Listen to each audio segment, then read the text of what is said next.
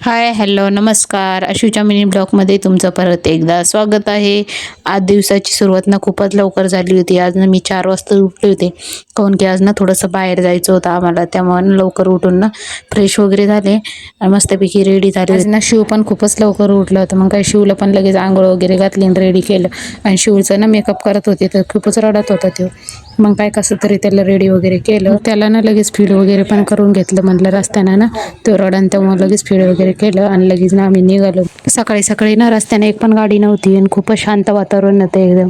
मग काय आम्ही निघालो होतो जाण्यासाठी. भद्रा मारुतीला जाताना ना आम्हाला हा दौलताबादचा किल्ला लागतो, दरवेळेस लागतो. आम्ही ना गावाकडे पण गेलो ना इथूनच चालतो दौलताबादवरून. त्यानंतर ना लगेच ना भद्रा मारुतीला पोहोचलो होतो आणि किट्टूचं चालू होते इकडं तिकडं पाण्यात गाडी वगैरे आहोत पार्किंग मध्ये लावली होती. मग काय लगेच ना मंदिरात जाण्यासाठी निघालो होतो. माझी ना खूपच दिवसापासून अशी इच्छा होती की शिवला ना भद्रा मारुतीला न्यावं म्हणून. त्यामुळे ना आज सकाळी सकाळीच लगेच ना भद्रा मारुतीला आलो होतो. आज ना खूपच लवकर आलो होतो आणि दर्शन वगैरे पण झालं होतं लवकरच. गर्दी वगैरे काही नव्हती. किट्टूनं पण दर्शन वगैरे केलं. सकाळी 4 वाजता निघालो म्हणून ना आज आमचं ना लवकर दर्शन झालं होतं. 6 वाजता तिथे पोहोचलो होतो. मंदिरातून बाहेर आलो आणि तिथं ना शनिदेवाचं मंदिर होतं. मग काय आहो पण तिथं दर्शन वगैरे करून आले. आणि शिवला ना सगळं एकदम नवीन नवीन वातावरण दिसत होतं. त्यामुळे ना शिवचं चालू होतं पानं. बाहेर येऊन ना लगे प्रसाद वगैरे घातला. साबुदाणा खिचडी होती आणि बर्फी आणि भात होता आणि किट्टूचं चालू होतं खायचं. आवनीनं त्याला खिचडी आणून दिली होती आणि 1-2 घासच खाल्ला. अन्न नुसतं पाणीच पितो. आवनला ना कामाला पण जायचं होतं त्यामुळे ना लगेच रिटर्न निघालो होतो येण्यासाठी घरी.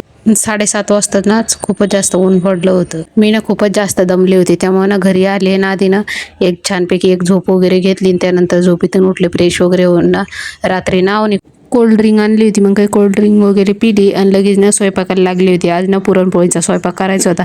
मार्केटमध्ये आंबे आल्यापासून ना आम्ही आंबेच आणले नव्हते आणि मला ना 1.25 महिना पण नव्हता झाला. आज ना 1.25 महिना झाला होता. त्यामुळे ना आंबे वगैरे आणले होते आणि लगेच आमरस वगैरे काढलं.